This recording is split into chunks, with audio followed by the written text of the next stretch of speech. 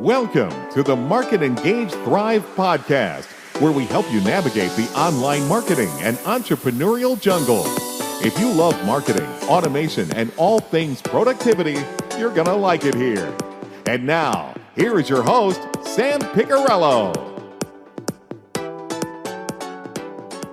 Hello, and welcome to another episode of the Market Engage Thrive podcast with me, Sam Piccarello. Thank you for joining me. And today I would like to talk to you guys about using themes to supercharge your productivity. You've probably heard of themes. You've probably heard them being discussed. Maybe you've read some blog posts about them. Maybe the approach sounded interesting to you, but you didn't quite know how to implement it in your business. So today I would like to define what theming is to organize your time and your productivity, and also the difference between theming and other approaches to time management. And I will also go through giving you some step-by-step guides on how to take this technique or approach or method and implement it in your business. So let's get started.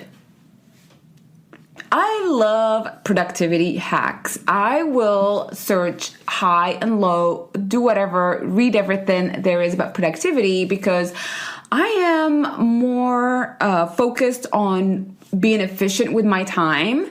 I'm really aware of not just being busy for the sake of being busy, but really having something measurable at the end of the day. Be it if I spent 8 hours working or if I've spent 4 hours working, I like to be able to see that finished product or that result. Even if it's not a finished product, at least it's part of a product, that it's finished. So I can say, okay, got something done. So I can have my little wins each day. Otherwise I can, you kind of get disappointed, you get disheartened, you get discouraged because you would feel like you were working all the time and then you don't have anything to show for it. So that's why I love productivity. I've always been all about efficiency and really kind of trimming the fat as far as what we do and how we do it, just so that we can get more done in less time.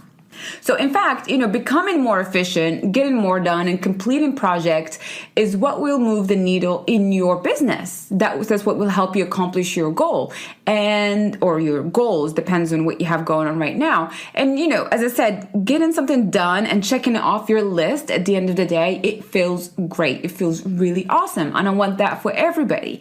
Especially because I think one of the biggest struggles for solopreneurs is time management, balancing the different demands we have on our time, the hats that we have to wear. You're jumping from one thing to the next, to the next, to the next, because running a business, regardless of the size of the business, you have big corporations and they have these departments and they have a bunch of people working in these departments. Well, your business is exactly the same as that corporation, maybe not generating the same revenue, maybe not operating at the same scale, but those departments still exist within your tiny business, even as a solopreneur. You have your sales, you have your marketing, you have your bookkeeping, accounting, then you have your customer service, and so on and forth. Just because you are just a one-man show or one-woman show, we're all aware that we have all of these tiny little departments that we have to tend to and things that we have to do in order to keep our business moving forward and growing.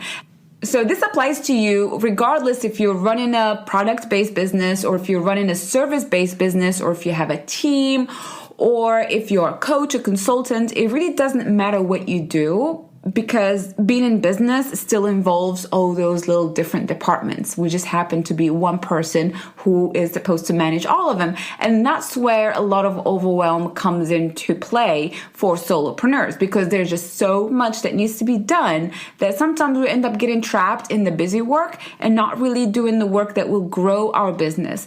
And growth can be defined in many ways. It could be revenue generating activity, or it could be awareness activity. That's why I love productivity. That's why I love looking at different methods and listening how other people are running their businesses, especially the successful people, and see what they're doing and see how I can take it and adapt it to my business. So I want to share that with you today. So the goal in this episode is to share with you some of these simple techniques and help you make these processes, because that's what they are, a habit. So you can basically experience the ease and the joy of having a system in place to guide your everyday activities. And a lot of people do resist systems. They do resist processes because in reality, yes, processes and systems, they do take some effort on the front end to set up because you have to do the planning for them. And you also have to check in on the processes and the systems once in a while to make sure everything is working well. And then you also have to follow the process or the system for it to work. So it takes a little bit of work on the front end, but it will save you time and burnout on the back end. Stick with me and I'm going to share with you a few things about theming your days. A few months ago, I implemented a technique I learned from exploring the getting things done method. I wrote a few blog posts about that, and the Scrum method. If you want to know more about the GTD method, you can find it by going to, I've linked to the blog post in the show notes. Feel free to go click on over and go over there and read the blog post because I love the getting done method. And that was my first foray into productivity techniques and methods, and just taking them and adapting them to your business. And then there's also Scrum, the Scrum method. And I'm a huge fan of Scrum because although it's mostly used for software development, it's a methodology. It really can be used to complete any project, whether you're a software developer or you're not. And you can use it for marketing projects, you can use it for production projects, you can use it for just about anything and just adapt it. So the Scrum methodology helps you apply a structure or a framework to your projects, regardless of the process you follow to get those things done. If that makes sense to you. Its basic structure is you have your sprint planning, you have your daily scrum, which are your daily sprints, and then you have your sprint review period, and then you have your sprint retrospective. So these are the different elements in the Scrum method. So I will write a future blog post and do maybe a podcast where I will explain the Scrum method a little bit more in depth. But now I have implemented parts of the Scrum method in my business.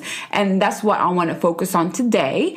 So I can tell you how it's been working for me, and maybe you could implement it in your business. But one thing I want to highlight is the difference between Scrum and theming.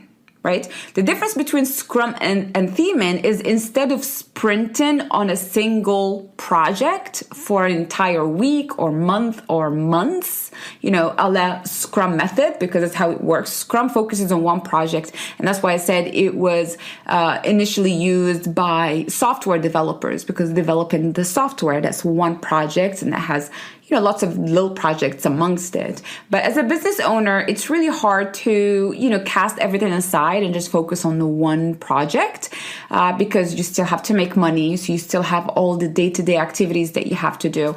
So that's why I prefer theming over sprints. But I also incorporate sprints when I have other things that I need to work on.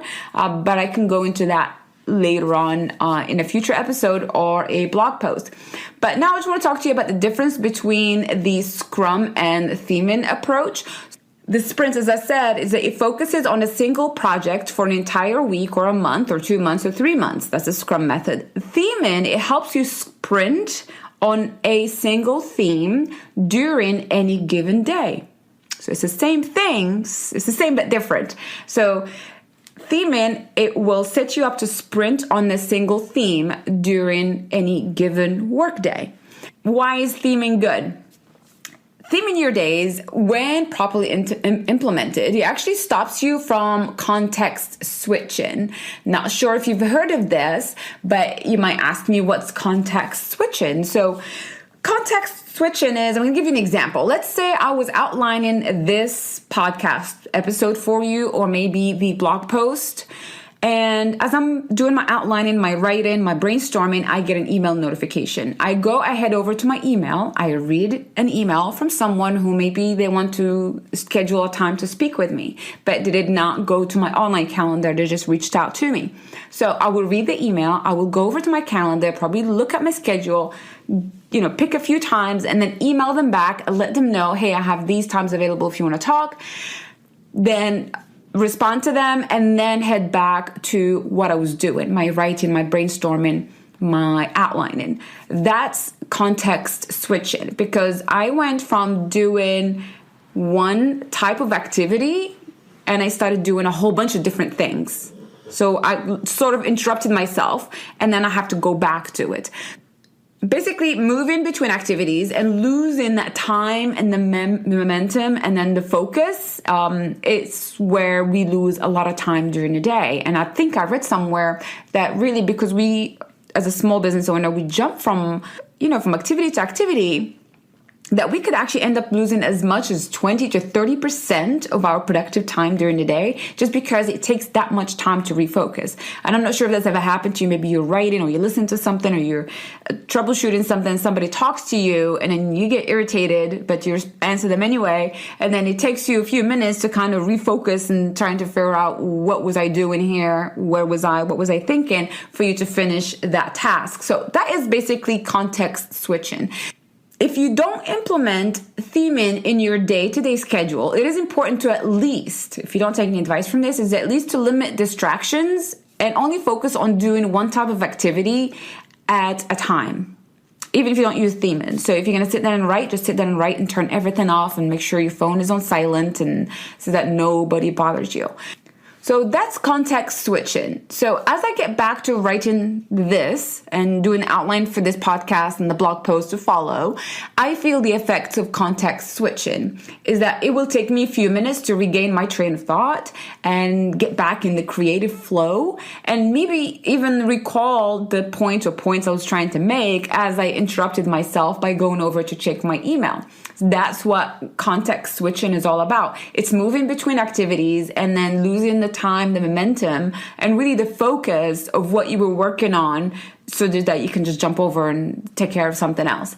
This is basically content development, what I'm doing right now. So content development is easier when we do all the research first, and then we start the writing process, and then we do the editing process. So just an example. You do the research, you outline, then you write, and then you edit. Instead of, if you ever tried this, maybe you're writing a piece of content and then you notice that maybe it's taking a little bit longer. You're jumping from browser to browser, you're researching something, you're doing the outline, you're writing and editing at the same time, and it will take you longer. And you end up interrupting your creativity. Your creative flow has been interrupted because you actually end up, because you use different parts of your brain when you write versus when you edit. So that's what context switching is. You can read up a lot more about how that works. So let's talk about how you can implement the concept of theming to gain focus and traction in your business while limiting context switching. It's hard to do, but you'll be glad when you finally stop doing one thing after another, and then just batching. This is just what it is. It's batching your work together and then make sure that you are in some kind of flow. First thing we're going to do is listing our themes, which are basically categories. So the first step is taking inventory of the activities required to run your business. What do you do on a regular basis to run and grow your business? That's a question. So take a sheet of paper and then maybe take it around with you for a few days and then write down all the stuff that you do to run your business on a daily basis. That's a good start if you can't think of any off the top of your head.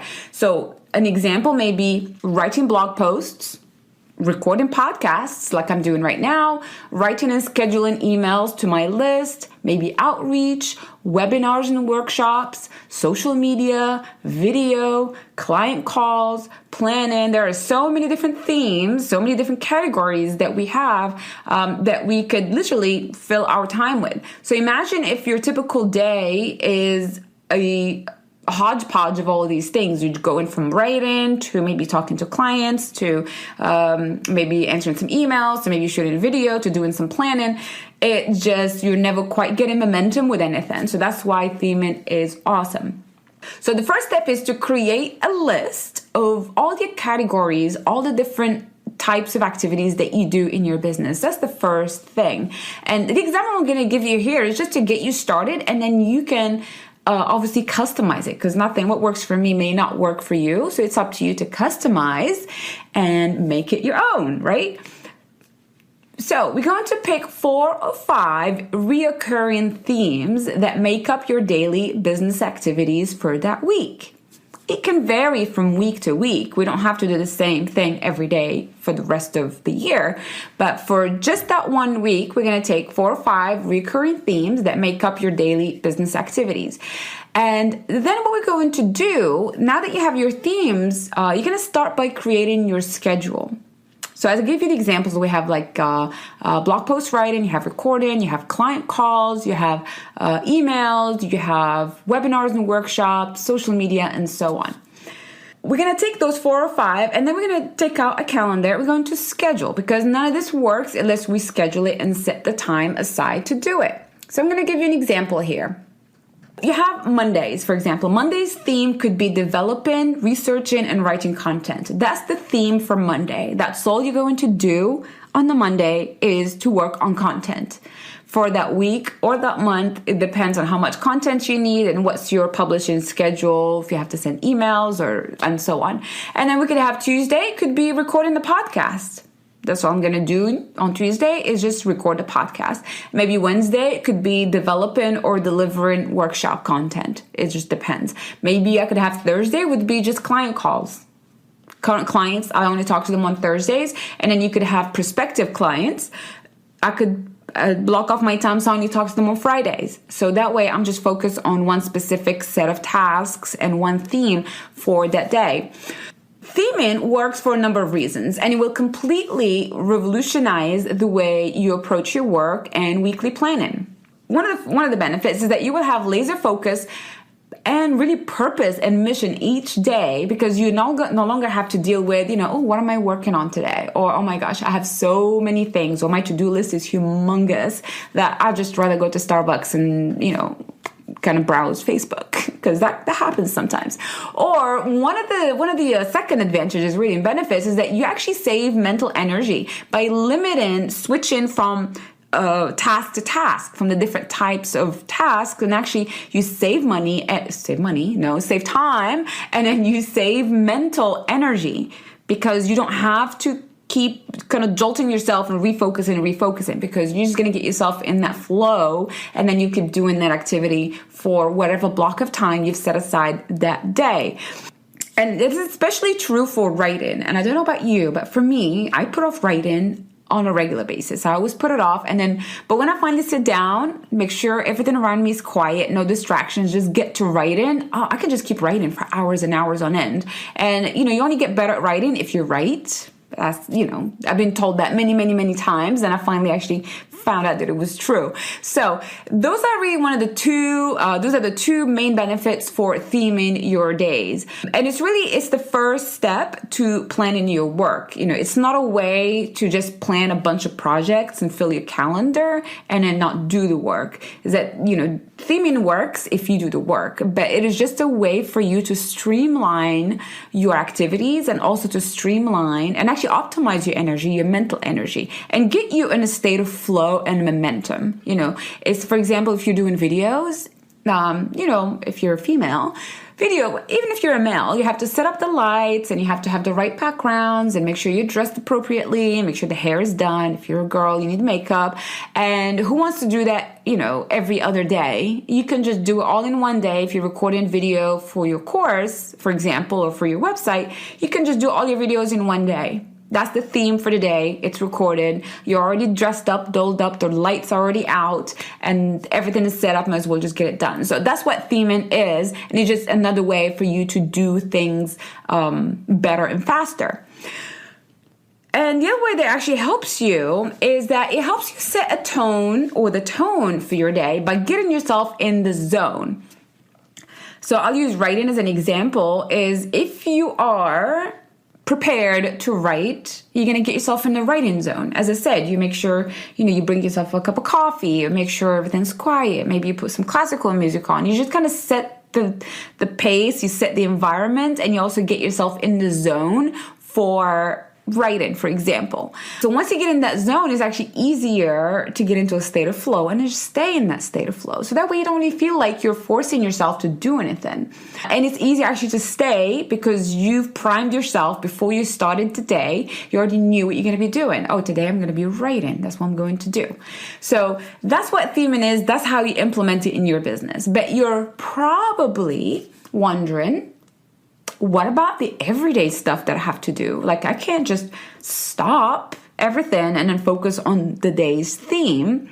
So I just want to add this, is that of course there will always be the everyday tasks that we need to complete, within the business. And I have a way that I handle them, and I'm going to share it with you. And then it's up to you how you do it. What I like to do is I like to schedule the everyday essentials. That's what I like to call them. I like to schedule them before I start my themed activities. Then it's done. I know what I have to do, and I have it scheduled, and I go and I do it, and it's done. Then I can just go and immerse myself into my theme for the day. The other way you could do it is using a timer. You can say, okay, I'm going to work on the theme for the day for like 3 hours, and I'm going to take a break because I have these other things that I need to do before I go back to my writing.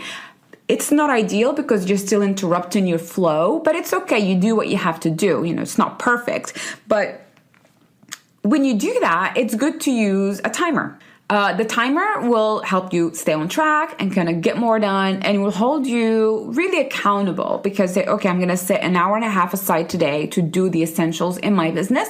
Put a timer on, give yourself an hour and a half, get it done, and then you go back to your theme or go to start your theme. So that's how that works. I can give you an example of how I implement it is that, I have a set of tasks that I must do every single day in addition to the themed activities. So some of which may be phone calls, social media engagement, I have emails, I have billing, I have money management, as I said, outreach. I have lots of different small things. They may be 10-minute tasks, maybe 15-minute tasks, maybe an hour task. Like phone calls sometimes take a little bit longer. And sometimes I will fit in a phone call if the client cannot, book it during the days that I have set aside for talking to people on the phone. So, I accommodate, that's fine. I try not to do it too often, but I will kind of bend the rules once in a while. So when I do that, I always make sure they're done in the morning. So everything is done in the morning, first thing, and then I can move on to my theme activities. When I started working through the daily sprint, I usually, as I said, I turn off my email, I close my browser, I put my phone on Do Not Disturb, and I set a timer. It's very important. I set a timer and plug away. Because sometimes, let's say I decided now I have 4 pieces of content to develop for today, right? 4 pieces. I could set aside 4 hours, and then I could just end up maybe spending 2 hours on one piece.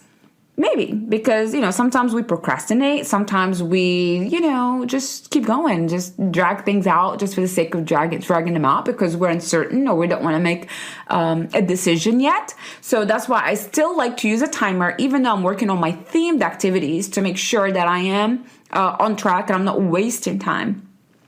Because it's pointless to set themes and block off big chunks of time each day and still be inefficient with that time. Because lack of planning could really mean like losing 4 hours that you've set aside for writing. And instead you could have wasted it, brainstorming a headline maybe, or maybe researching a topic, or maybe doing research.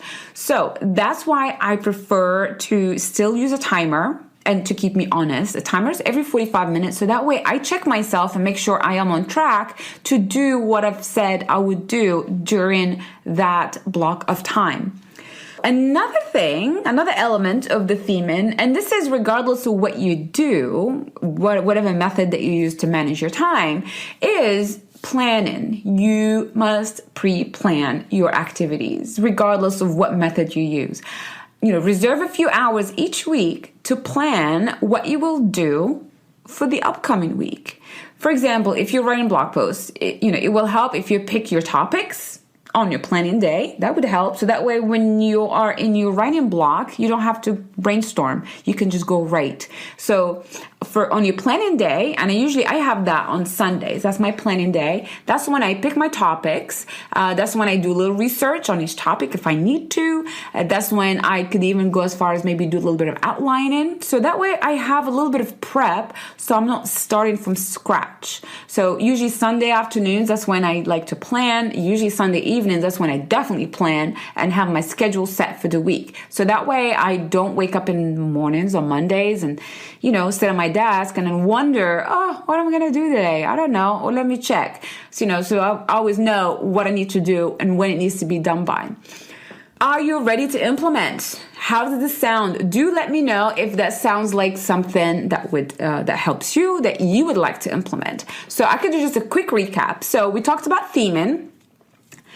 You start first with inventory. You're gonna take stock of all the different activities that you do within your business. You're gonna make a list. As I said, you have content writing, you have outreach, you have phone calls, you have social media. You know, if you have a physical product, that's a whole different set of activities right there. You're gonna just make a list and take inventory of these activities. And then you're going to pick your 4 to 5 reoccurring themes, things that you do on a regular basis throughout that week. And then you're going to slot them into your calendar. You're going to decide, okay, I'm going to give this theme 4 hours today. And this is the category or the activities that I will work on. Say if it's like bookkeeping, if you're behind on, reconciling your bank accounts, and you could do that. You could say, okay, 4 hours, this is what I'm going to work on is bookkeeping. That's what I'm going to do. And then you move on to the next day, and then you do the same thing. That's what theming is. So that way you are focused on one type of activity for a block of time. And then, like I discussed, we have the daily essentials, which are the things that we have to do daily to keep our business running. Those you can slot them into your schedule before the daily theme starts, or after. It's up to you, or in the middle, but I prefer either prior to or after the themed activity that you have scheduled for yourself. You can even take it a step further and then look at things that you do on a weekly basis, and look at activities that you do maybe once a month, and maybe activities that you do every quarter. You should take inventory of everything that you do and then have it scheduled into your calendar, so that way it's not just swimming around in your head. What I like to use for my planning, I use my iCal, I use Trello. I'm a big, huge fan of Trello, and I use Evernote for writing. So these are the 3 things that I use to keep me on track. If it's something that is monthly, like I have Money Days is on Friday. Friday, that's when I reconcile everything. So I have that as a reoccurring theme on my calendar, that Friday, regardless of what happens, is my money day. And then, you have obviously your taxes, that's done quarterly, your estimates. I even have the fertilizer for the lawn scheduled in my calendar to make sure that we do fertilize the lawn. I have the water filter because it needs to be changed every few weeks. I have that scheduled. Like washing the filter in the vacuum, that's scheduled, because otherwise, we lose track of time and we don't realize how much time has passed, and we're not going to do what needs to be done to maintain whatever it is that we have. So that's what I have for you today. Make sure that you schedule everything. Take stock of your schedule, of the types of activities that you do, and really limit context switching, and make sure that you stay focused on one type of activity each day. You don't have to repeat each week, but you can rotate them. Be honest to your calendar, look at what you have going on, and make sure that you have time to do everything that needs to be done within your business. So I'm sharing this with you because I know it works. So I encourage you to implement it in your business. And granted, I know not everything will work for you, but you won't know whether it will work or not unless you try it, right? So make adjustments, try it out, see if it works for you. If it doesn't, make adjustments. But the main thing really is to have a system. That's the whole point, is that you have a system. So it's not just we're always recreating the wheel to manage our time, because there are methods out there, there are approaches out there that have been tested, they have been proven, and we just need to take them and apply them to our business and then customize them to our need. So, whether you love planning or you are not too crazy about rigid processes, because I know some people, they're like, oh, I don't like systems because they're so rigid and they keep telling me what I have to do. But we need them. Without a process, without a system in place, your business cannot grow, because you cannot grow. You cannot scale because it's not organized. You need to have your foundation in place, and you need to have your time organized and optimized, and your business organized and optimized in order to grow. And I'm sure you agree that building and growing your business is what matters most, whether you love systems or you hate them. You got to have them, right? Because growing a business is what's really important.